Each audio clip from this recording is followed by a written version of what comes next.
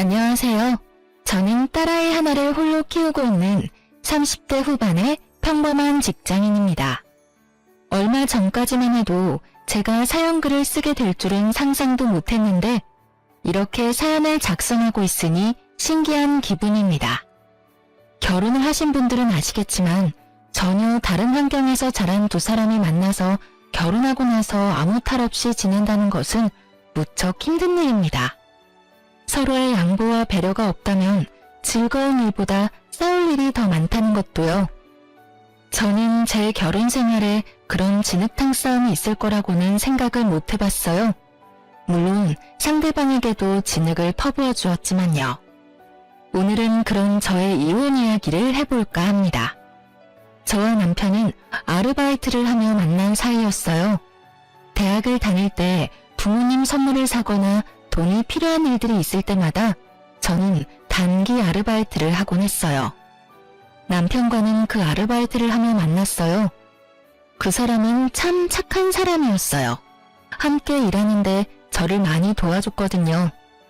제가 감기에 걸려 힘들 때는 그 사람이 저 대신 일을 많이 해주기도 했고 눈치를 보며 쉴 수 있도록 도와주기도 했어요. 비록 제 취향의 남자는 아니었지만 점점 그 정성스러운 모습에 마음을 열게 되었습니다. 그 사람이 저에게 잘해준 이유는 제가 연약해 보여서였다고 하더군요. 솔직히 외모만 보면 충분히 연약한 것처럼 착각할 수 있는 외모였죠. 그렇지만 실제로는 그렇게 연약한 사람은 아니었어요. 제 앞가림 정보는 충분히 할 수 있을 만큼 튼튼한 사람이었죠. 그 사람을 만났을 때는 낯을 가려서 그렇게 약해 보인 것 뿐이었어요. 어떻게 보면 착각이 겹쳐 일어난 사랑이었죠. 그래도 좋았어요. 서로 잘 맞았고 배려도 충분했고 무엇보다 말이 잘 통했으니까요. 저와 그 사람의 연애는 순조로운 듯 보였지만 딱히 그렇지는 않았어요. 서로 취업 전선에 뛰어들면서 바빠지기 시작하니 소홀해지더군요. 그렇게 저희는 점점 대화를 하지 않게 되고 연락을 하지 않게 되었죠. 그러나 취업에 성공하니 가장 먼저 생각나는 건 그 사람이었어요. 그때야 그런 생각을 했죠. 내가 이 사람을 참 좋아하는구나 하고요. 그리고 그 생각은 그 사람도 마찬가지였던 것 같았어요. 취업한 날 제게 연락이 왔었거든요. 그렇게 다시 이어진 우리는 결국 결혼까지 성공하게 됐어요. 이때까지만 해도 이별의 위기조차 이겨낸 우리라면 아무리 힘든 일이 벌어져도 함께 이겨낼 수 있을 거라 생각했어요.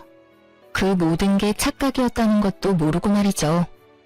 취업에 성공한 다음 해에 우리는 상견례를 하게 됐어요. 시댁에서 제 얼굴을 보고 싶다고 했고 그렇게 방문했다가 나를 잡자는 이야기까지 나오게 된 거였어요. 시모는 제가 다니는 회사가 대기업이라 그런지 마음에 들었던 모양이었어요. 그러더니 결혼은 언제 할 거냐고 물었죠. 솔직히 저는 이 사람을 좋아한다고 생각했지만 구체적으로 결혼까지 생각하고 있던 건 아니었어요. 그럴 수밖에 없었죠. 취업한 지 얼마 되지도 않았으니 일하는데 온 신경을 쏟고 있었으니까요. 그런데 시모는 아예 다른 생각을 하고 있더라고요. 조금이라도 어릴 때 결혼해야 애가 건강하지 않겠냐고 하더군요. 솔직히 처음에 듣고는 당황스러운 말이었어요. 하지만 나쁜 의도로 하신 말씀은 아니니 그렇겠네요 하고 단순하게 답하고 말았어요. 그런데 그 뒤로 남편은 결혼 이야기를 계속 꺼내기 시작했습니다. 만약 남편의 그런 모습이 싫고 부담스러웠다면 거절을 했을 거예요.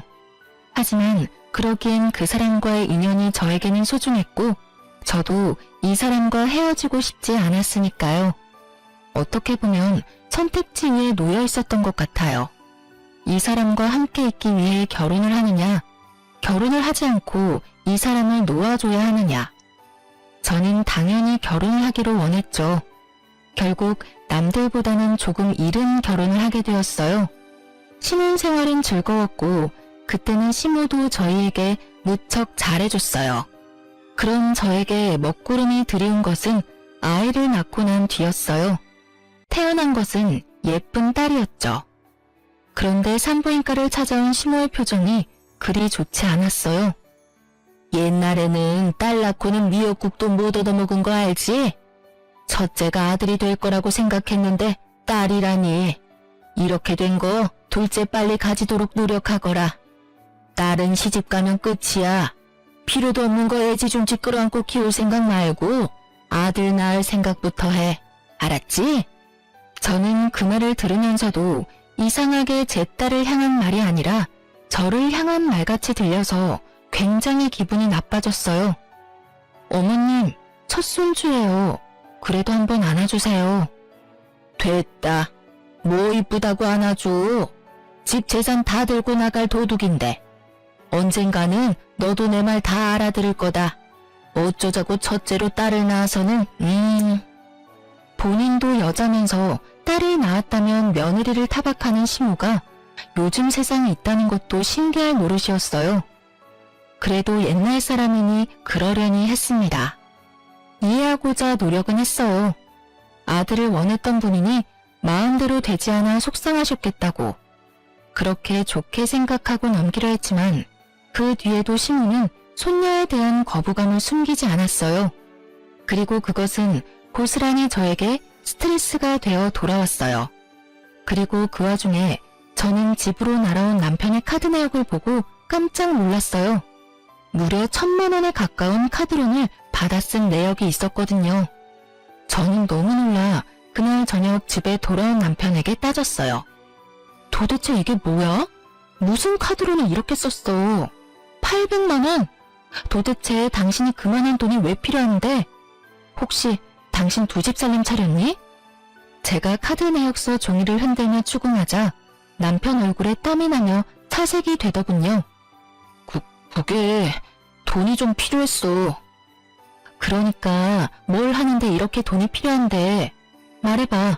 당신 나한테 속이는 거 있어? 설마 혹시 당신도 코인해? 코인. 주변에서 해보라고 하는데 모아놓은 돈이 없어서 그걸로 시작한 거야.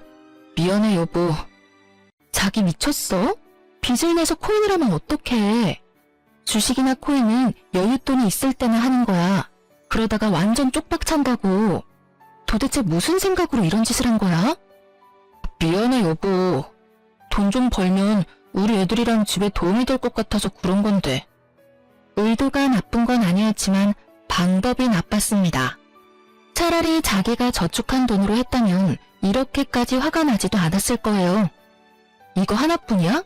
다른 것도 다 가져와봐. 빨리. 제 말에도 어물쩍거리며 보여주기 싫어하던 남편을 보니 감이 딱 왔습니다. 다른 데서도 빌렸구나 하고 말이죠. 저는 분노를 감추지 못하고 꽥 소리를 질렀죠. 폰 당장 열어. 결국 핸드폰을 열어 카드회사 앱에 일일이 다 들어갔어요. 그리고 확인해보니 이미 두 군데서 돈을 또 빌렸더라고요. 두 군데는 주거래 카드라서 우편물이 집으로 오지 않게 되어 있었고 이번에 우편물을 우연히 발견하게 된 건 우편물을 집으로 보내도록 잘못 체크해서 온 거였어요.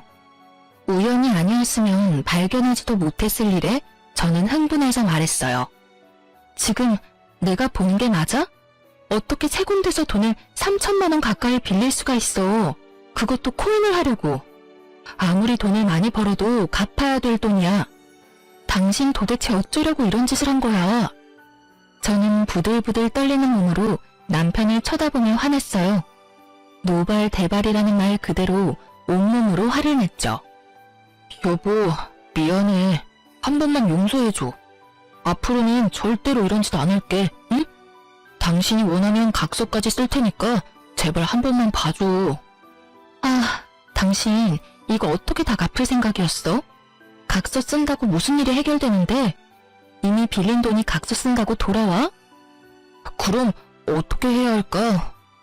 난감한 듯 저를 보며 묻는 남편을 보니 화가 머리 끝까지 났어요. 그걸 왜 저한테 묻나요? 자기가 알아서 해야 하는데. 월급 명세서 앞으로 무조건 나한테 줘. 그리고 월급 통장도. 여보, 그치만 나도 돈을 써야 할 때도 있고. 쓸 때는 나한테 이야기하면 되잖아. 내가 돈 안 준대? 당신 카드빚하고 필요한 몇 가지 돈 나가는 거 확인하고 나머지는 생활비랑 용돈으로 나눠서 당신한테 줄 거야. 그거 가지고도 모자라면 나한테 이야기해. 그럼 확인해보고 줄 테니까. 남편은 제 말에 뭔가 대꾸하고 싶은 모양이었지만 결국 아무 말 없이 통장을 줬습니다. 제가 남편 카드나 통장을 관리한 이후부터 남편은 더 이상 카드론이나 대출은 받지 않았습니다. 코인을 하는 것 같지도 않아 보였고요. 그러나 그 뒤로도 통장에는 30만 원 정도가 현금으로 빠졌습니다. 솔직히 그럴 때마다 의심이 갔어요. 또 코인을 하나 싶어서요. 혹시 당신 아직도 코인해? 아님 주식? 절대 아니야. 내가 당신한테 그런 거 안 하겠다고 맹세했잖아. 그런데 왜 또 돈이 비어? 이상하잖아. 지금 당신 통장 맡은 게 3달째인데 여전히 매달 돈이 비어. 그걸로 대체 뭘 하는 건데? 사실 요새 몸이 좀 피곤해서 스포츠 마사지도 받고 친구들 만나면 더치페이도 하고 돌잔치나 결혼식에도 현금 필요하잖아.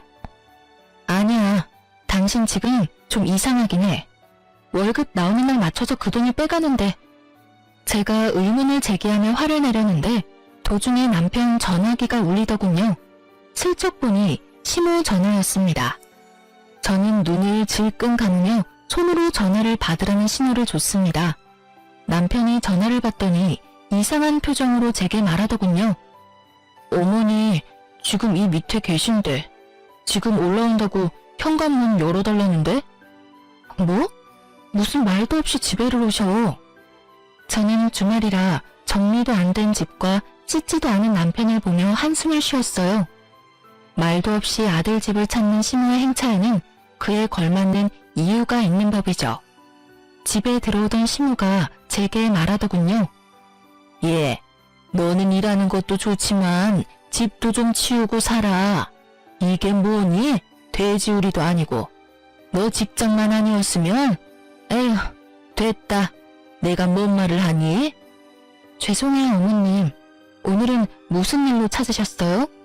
미리 말씀이라도 해주셨으면 준비를 좀 해뒀을 텐데. 너 오늘 나랑 어디 좀 가자. 어딜요? 한의원에 무조건 아들 낳을 수 있다는 용한 집이 있대.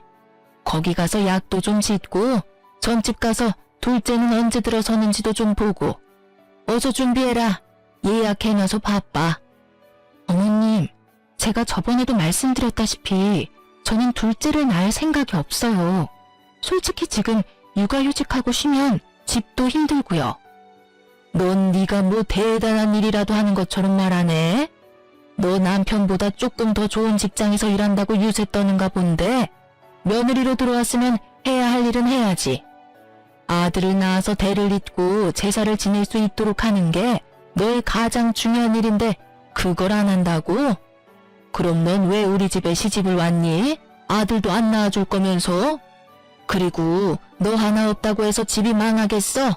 우리 아들이 너 하나 정도는 충분히 먹여 살릴 수 있어. 시모 이야기를 들으며 한숨이 팍 나오더군요.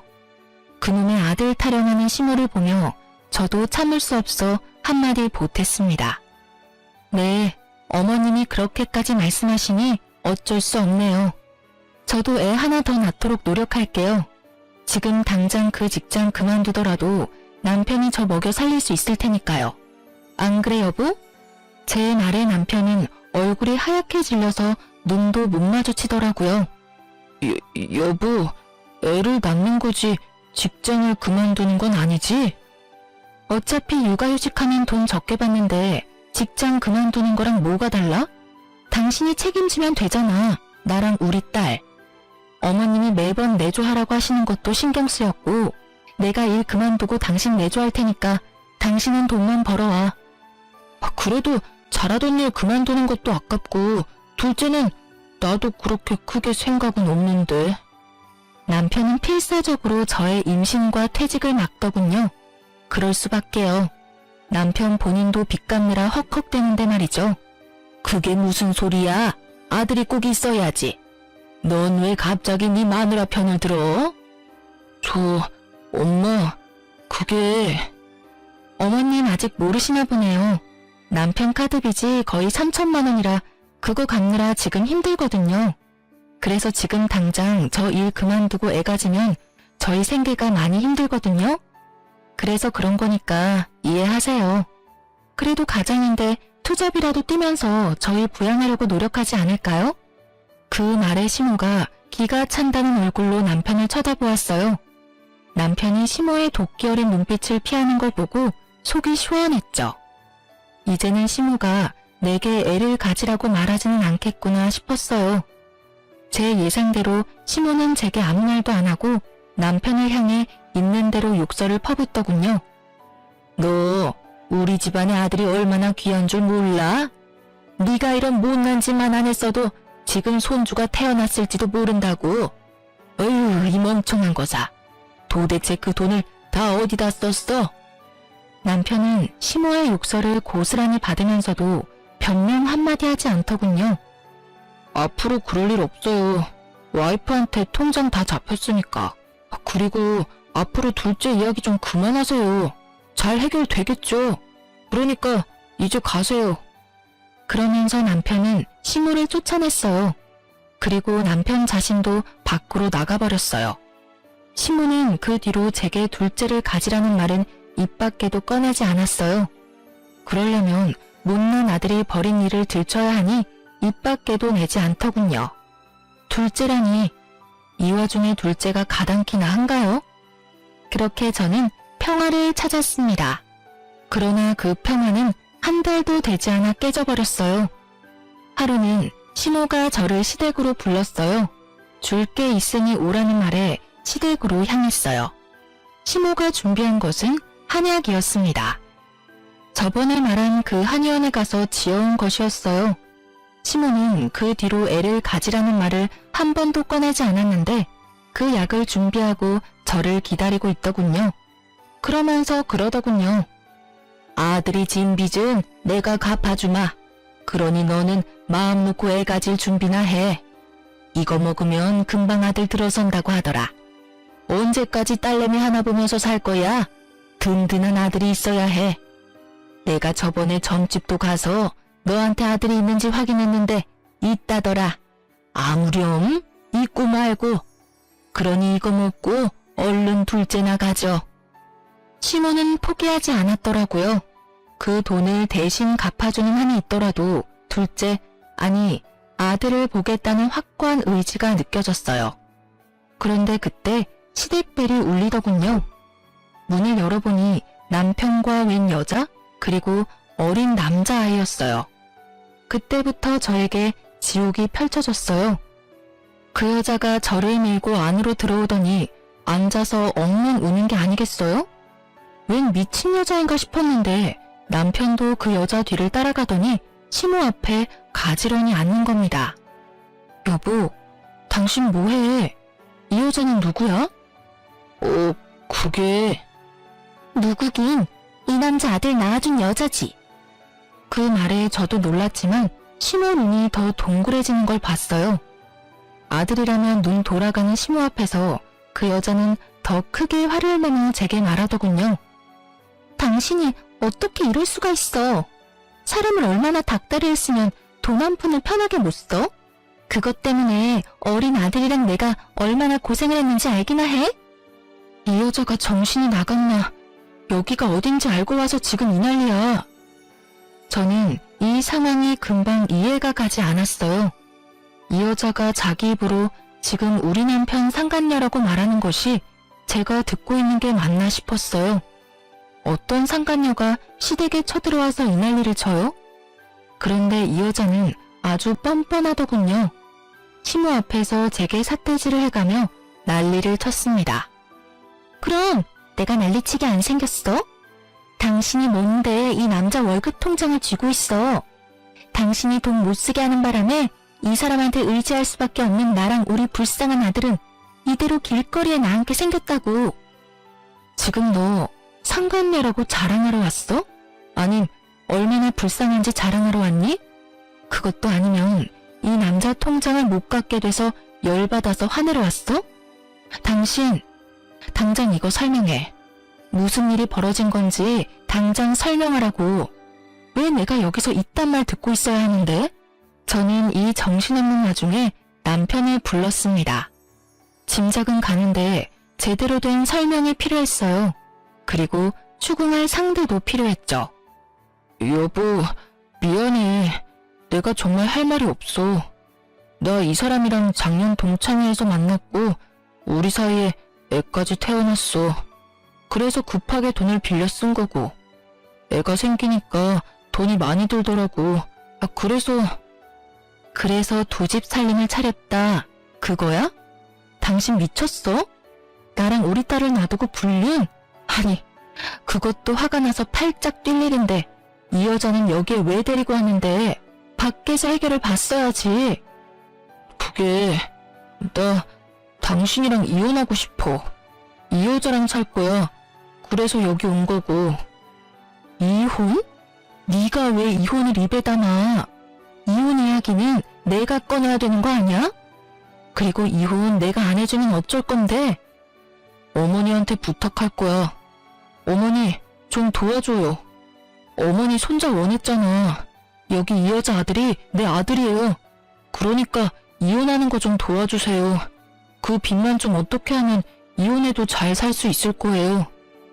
남편은 내게 이혼을 요구하며 자기 손으로 한 살도 채 되지 않은 갓난쟁이를 시모 품에 안겨줬어요. 시모 눈이 휙 돌아가며 그 상간녀의 아이를 바라보는 눈빛이 흐뭇하게 변하는 것을 보면서 저는 게임이 끝났다는 걸 깨달았어요. 아들 바라기 시모가 제 편이 될 일은 절대 없을 테니까요.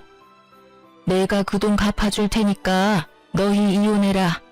싸우고 할 거 뭐 있어? 우리 아들이 널 싫대지 않니? 그러면 네가 당연히 나가야 하는 게 맞는 거 아니냐? 저는 기가 막혔습니다.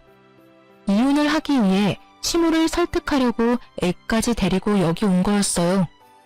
이 남자가 이렇게 사악했나 싶었는데 기세등등하게 웃으며 저를 쳐다보는 상간녀를 보니 이 여자가 그린 그림이었구나 싶은 생각이 들었죠. 어머님, 어떻게 그런 말을 하실 수 있어요? 상간녀를 앞에 두고. 그러니까 법대로 해.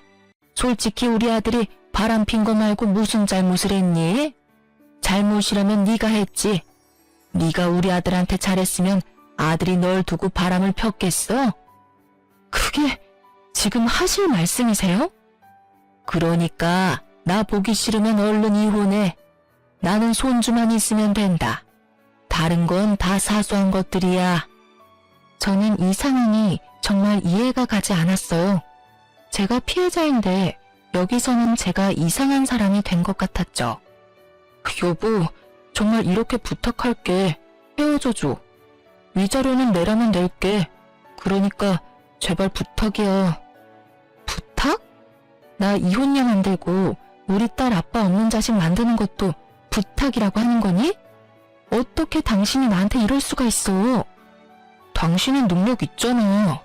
좋은 직장도 있고 능력도 있고 다 잘하니까 괜찮잖아. 그런데 이 사람은 안 돼. 나 없으면 안 되는 사람이야. 그러니까 당신이 나랑 헤어져 줘. 어? 제 남편은 아주 단순한 사람이었습니다. 그 여자가 징징대며 못 살겠다고 하는 말을 곧이곧대로 믿고 자신이 지켜줘야 할 여자라고 생각한 모양이었어요. 그 사람의 여자 취향이었죠. 저와 결혼할 때도 저를 지켜줘야 할 사람이라고 생각했으니 상간녀가 그 부분을 아주 잘 활용한 것 같더라고요. 딱 보니 답이 안 나오겠더라고요. 야, 능력 없는 년은 유부남 꼬셔도 되고 능력 있는 나는 남편 다 뺏기고 이혼녀나 되라는 말이야? 말을 하고 싶거든 제대로 된 말을 해. 내가 괜찮으니 이혼하자고? 내가 괜찮은지 안 괜찮은지 네가 어떻게 아는데? 알았어. 이혼? 하자. 내가 그거 해줄게. 그런데 너 나중에 후회는 하지 마. 저는 그렇게 이야기하고 시댁에서 나왔어요. 그리고 이혼 전문 변호사와 만나 이혼 소송에 들어갔죠. 당연한 말이지만 제게 유리했습니다. 유책 사유는 남편에게 있었으니까요. 그렇게 두 사람에게 위자료 받고 아이 양육권과 친권까지 받으며 결혼 생활에 종지부를 찍었습니다. 하지만 이 분한 마음은 어떻게 되지 않더군요. 그런데 의외의 곳에서 남편에게 복수할 일이 생겼습니다. 한 남자가 저를 찾아왔어요. 왜소하고 마른 남자였는데 저희 집에 와서는 전 남편을 찾더라고요. 그리고 그 사람이 가져온 종이 한 장을 보고 저는 경악을 금치 못했어요. 그리고 그 길로 그 남자를 데리고 전 남편의 결혼식장으로 달려갔죠. 그 사람이 저를 찾아온 그날이 전 남편과 상간녀의 결혼식 날이었거든요. 이혼한 지 일주일 만에 재혼을 하더라고요. 제가 찾아가니 이미 결혼식은 막바지였고 하객들은 식사를 하러 갔고 두 사람은 태백을 하러 별실에 올라가 있는 상태였어요. 올라갔더니 가족들이 모두 모여 있더군요. 두 사람은 기분이 좋은지 입이 귀에 걸려 있었고 시모는 아이를 안고는 아주 좋아 죽더군요. 함께 온 남자가 상간녀의 얼굴을 보더니 대뜸 달려가 묻더군요. 애는 어딨어? 애 어딨냐고. 그 사람이 서 있던 곳에서는 시모가 보이지 않았나 보더라고요. 상간녀는 당황한 건지 말도 못하고 벌벌 떨기만 했죠. 그때 전 남편이 떡하니 그 남자 앞을 가로막더군요.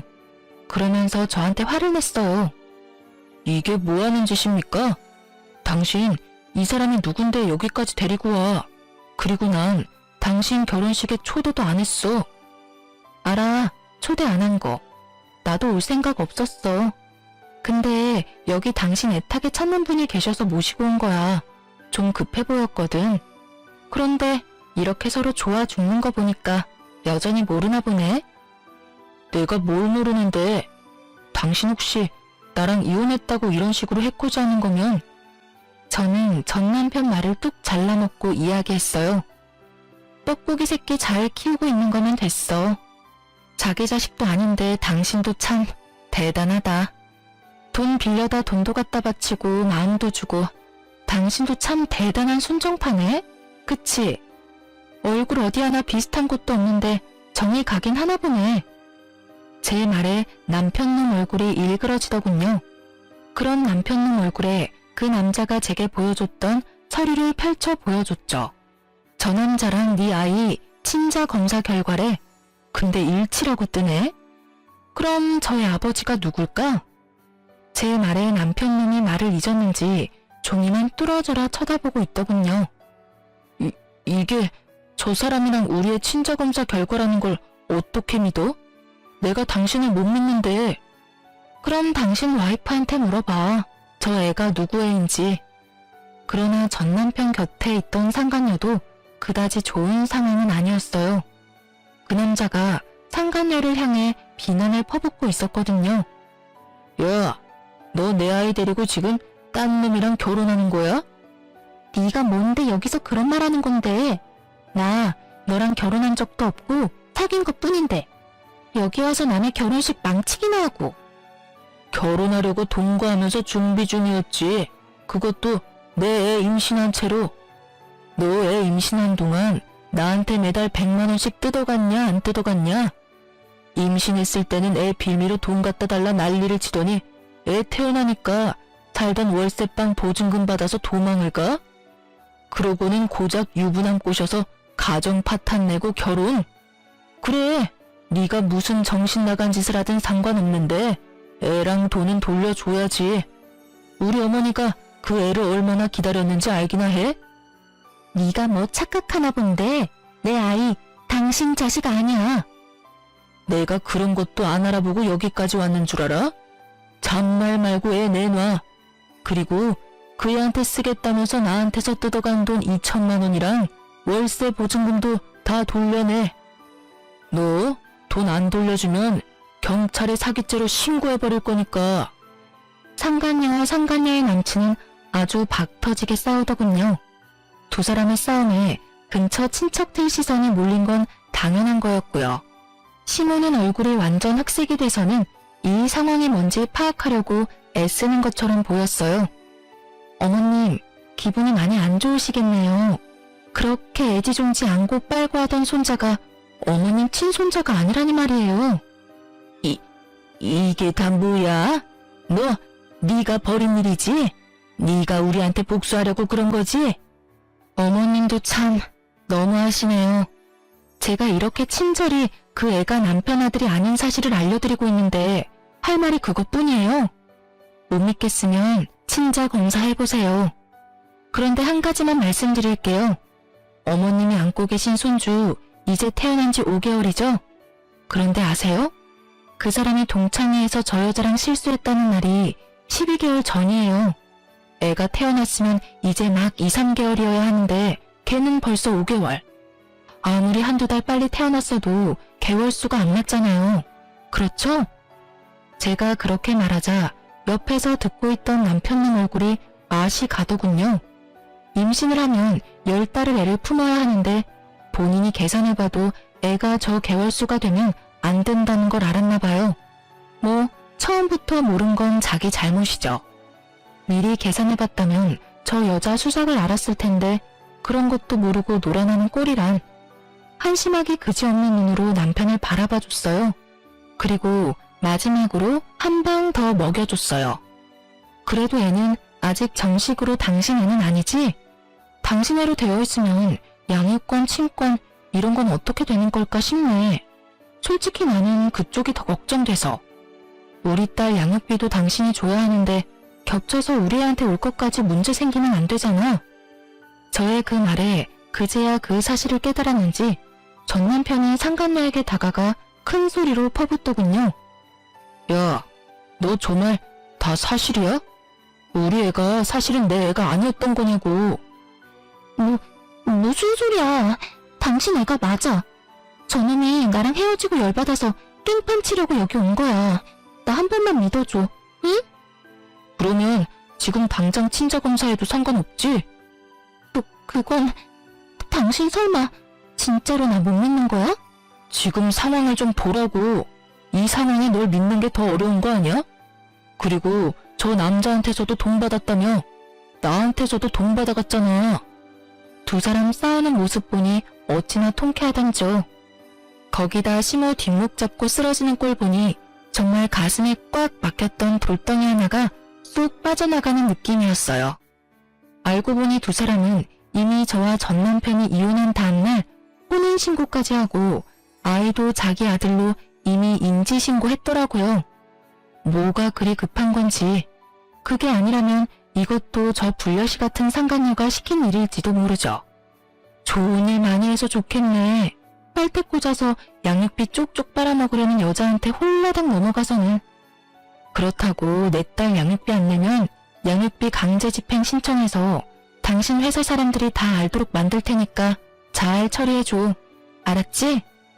전 남편은 제 말이 끝날 때마다 갈 곳 없는 분노를 상간녀에게 쏟아붓기 바빴습니다.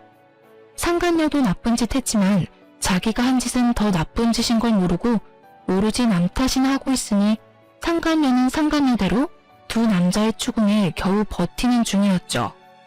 다들 그만해. 도대체 이게 다 무슨 일이야?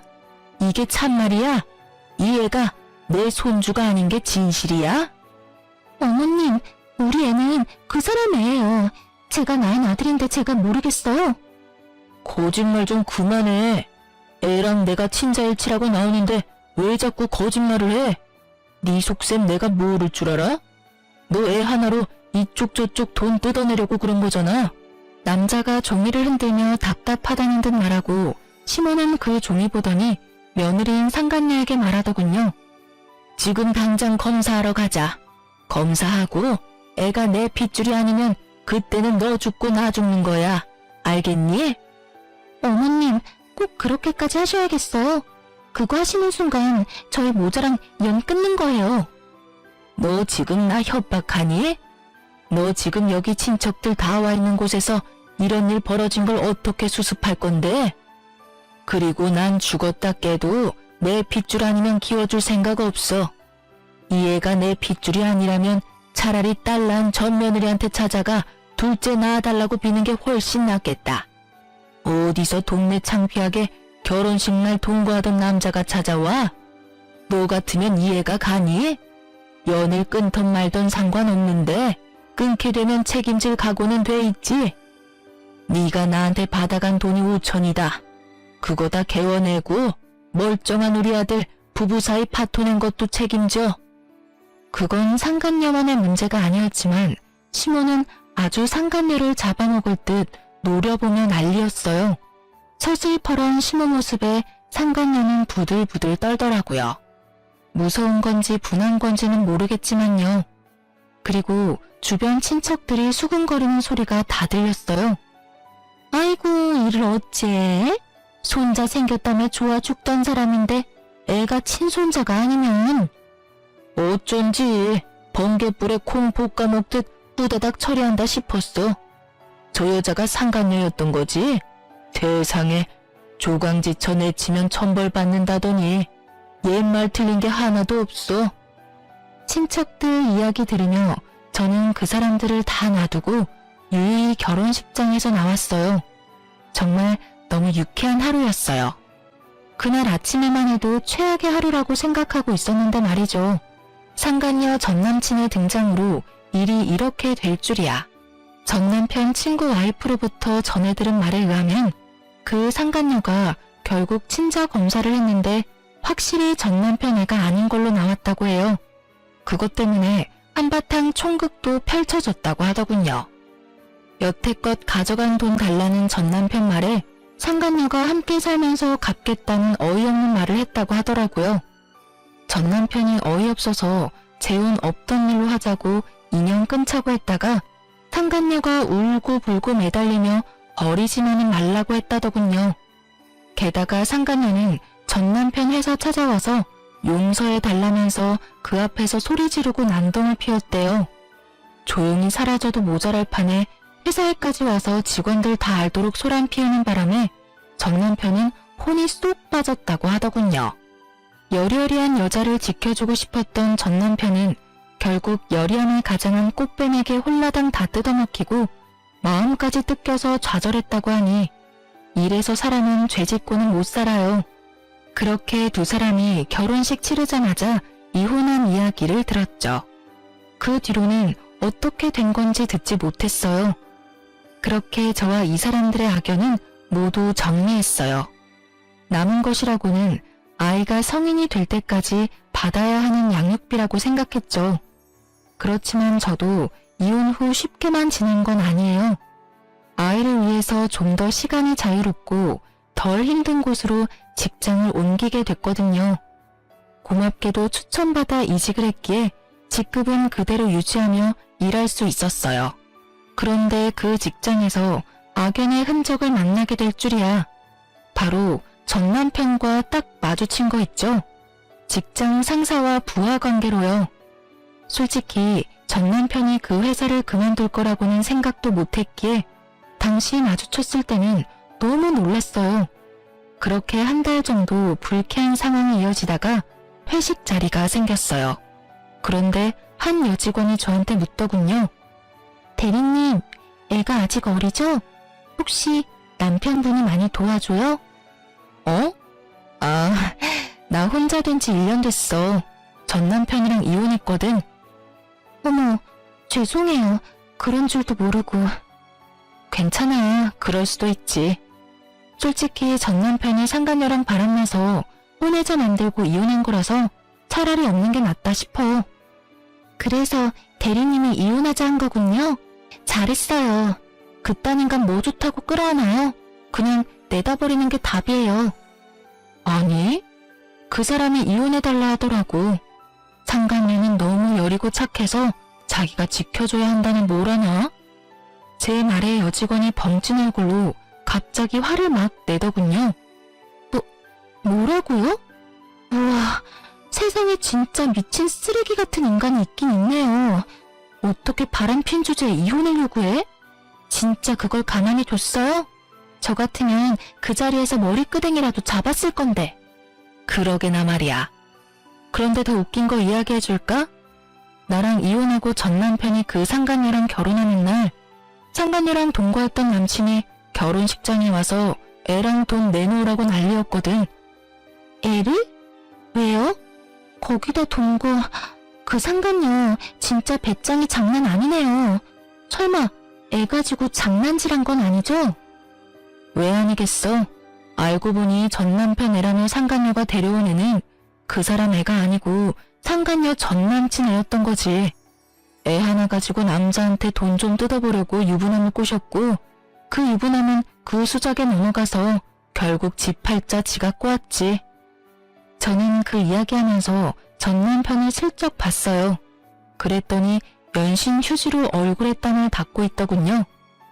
진짜 이래서 사람은 나쁜 짓 하고는 편하게 못 살아요. 남자가 보기에도 진짜 나쁜 놈 맞죠? 쓰레기라고 불러도 손색 없는 사람이네. 안 그래요?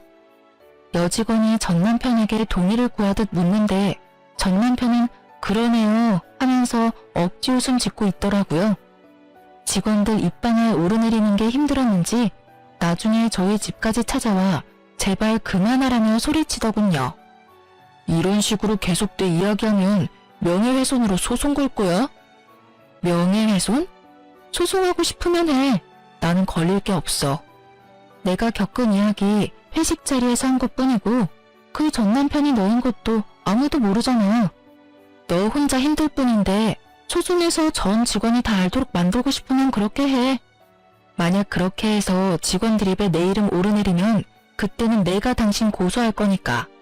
제 말에 전 남편은 제 앞에 무릎을 꿇더군요. 제발 이제 그만 좀 하자. 나 너무 힘들어. 나 여기서 잘못되면 갈 곳도 없어. 제발 부탁이야. 나 좀 여기서 일하게 해줘. 내가 잘못한 건 아는데 그게 이렇게까지 두고두고 까일 일이야? 그 여자 피해서 도망왔는데 이번에는 당신이야. 도대체 다들 나한테 왜 그러는데? 당연히 꼴도 보기 싫어서 그런 거지. 그걸 모른다니 참 어이가 없었어요. 본인이 그렇게 나쁜 짓을 저질렀다는 감이 없나 싶을 정도였죠. 얼굴만 봐도 역겨워 짜증나는데 이 인간 얼굴 좀 안 보고 살았으면 좋겠다 싶은 생각을 하다가 정말로 좋은 생각이 하나 떠올랐어요. 상간녀를 이용하면 잘 될 것 같아서 이번 회식 사진을 제 메신저 프로필 사진으로 바꿨어요. 그리고 제 회사 이름을 적었더니 상간녀가 미끼를 물었더라고요. 어떻게 알았는지 저희 회사 앞까지 찾아와서 난동을 피우더라고요. 야, 내가 너 못 찾을 줄 알았지? 나랑 애는 버리고 다시 찾은 게 한 번 버렸던 마누라 곁이야? 당신 여기 어떻게 알고 왔어? 네 전 마누라가 가르쳐줬다. 왜? 나랑 애까지 버리고 네가 가긴 어딜 가? 내가 이야기했지? 당신이 나 버리면 나도 당신 회사 가서 당신이 어떤 짓 하면서 살았는지 다 떠벌린다고. 그리고 당신은 배알도 없어? 한 번 이혼한 마누라는 왜 찾아간 거야? 찾아간 게 아니라 우연이야.